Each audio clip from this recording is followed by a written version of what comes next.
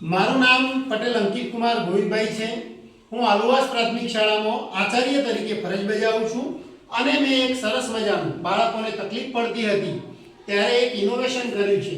ઇનોવેશનનું નામ છે એઆઈ દ્વારા ગુજરાતી વ્યાકરણ। અત્યારે જમાનો આઈસીટીનો છે એટલે કે ટેકનોલોજી દ્વારા આપણે શિક્ષણ મેળવવું જોઈએ, તો એમાં ઇન્ફોગ્રાફિક્સ દ્વારા બાળકોને સમજાવવાનો પ્રયત્ન કર્યો છે। એમાં બાળકો શબ્દ સમૂહ માટે એક શબ્દ આપવામાં ભૂલ કરતા હતા, જ્યારે એના કારણે બાળકો અર્થપૂર્ણ વાંચન કરી શકતા હતા નહીં। તો આપણે જોઈએ અને આ સરસ મજાની ઇન્ફોગ્રાફિક્સ દ્વારા તૈયાર કરેલી ઇમેજ છે મારી એઆઈના માધ્યમથી। હવે બાળકો જો કઈ રીતે સરળતાથી શીખી શકે છે એનું એક સરસ મજાનું ઉદાહરણ તમને આપું છું। ચલો આદિલભાઈ તમે અહીંયા આવતા રહો, ચલો બીજું હિરણબેન તમે આવતા રહો। ચલો બાળકો તમારે નિહાળવાનું છે, બરોબર? આ બાળકો જે પણ જવાબ આપે એ આપણે શાંતિથી સાંભળીશું। ચલો આદિલભાઈ અહીંયા તમને કોઈ ચિત્ર દેખાય છે? હા।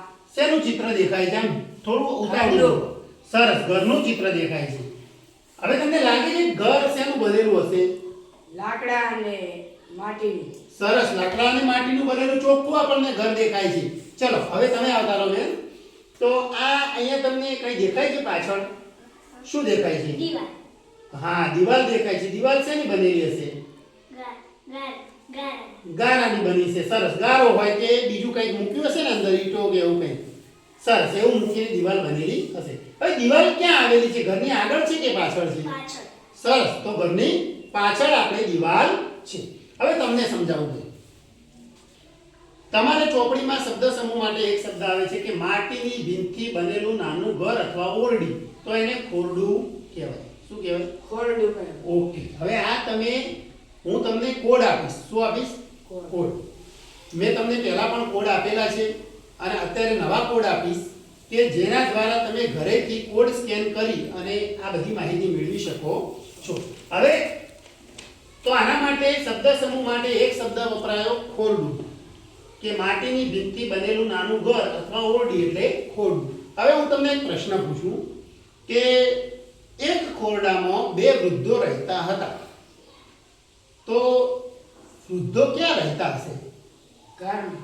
સરસ, ક્યાં રહેતા હશે?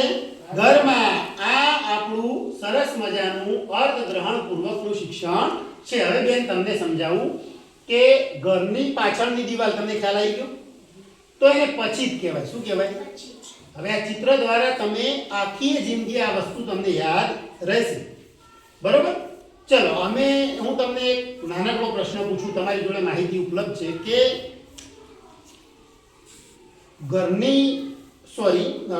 પછીત પાછળ બે છોકરા રમતા હતા, તો તમે એ બાળકો ક્યાં રમતા હશે? દીવાલની પાછળ। એટલે દિવાલની પાછળ, એટલે એ દિવાલ ક્યાં હશે? ઘરની પાછળ। શાબાશ, ખૂબ સરસ ભાઈ, ખૂબ સરસ। તો તમે બાળકો બેસી જાઓ। તો આ મારું એક સરસ મજાનું ઇનોવેશન છે।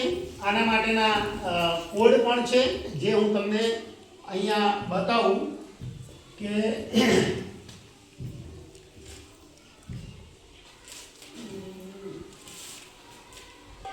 તો તમને પહેલા પણ મેં આવા કોડ આપેલા છે કે તમે ઘરે સ્કેન કરી અને માહિતી મેળવી શકો છો। હવે આ ધોરણ 8ના જે બાળકો છે એના રૂઢિપ્રયોગ માટે સ્કેન કરવા માટે હું તમારી પાસે પ્રેક્ટિકલી કરાવું છું, બરોબર? ચલો રવિભાઈ આવતા રહો। હવે એક મિનિટ હવે જુઓ, હવે એ લિંક દેખાય એના ઉપર ક્લિક કરો તો આપણી ફાઇલ અહીંયા તરત જ તમને ડાઉનલોડ થતી દેખાશે। જો થઈ ગઈ। હવે આખી આપણી ફાઇલ અહીંયા ડાઉનલોડ થઈ ગઈ। તો આના દ્વારા તમે સરસ મજાની રીતે રૂઢિપ્રયોગ અને તેના અર્થ સમજી શકશો। આવી જ ફાઇલ આપણી શબ્દ સમૂહ માટે એક શબ્દની છે, જેમાં ઇન્ફોગ્રાફિક્સ ઇમેજનો આપણે ઉપયોગ કર્યો છે અને સરસ મજાનું તમે ઘરે અભ્યાસ કરી શકો છો। તો આ મારા ઇનોવેશન વિશેની તમને બધાને મેં માહિતી આપી, અવશ્ય તમને બધાને ગમશે એવી આશા રાખું છું। આ આપણે પ્રવૃત્તિ તો વારંવાર કરીએ છીએ, પણ આ મારે એક વિડીયો બનાવવા માટે, એક બાળકોને માહિતી છે દૂર દૂર સુધી પહોંચે એના માટે એક સરસ મજાનો પ્રયત્ન કર્યો છે। ચલો, મજા આવી બાળકો?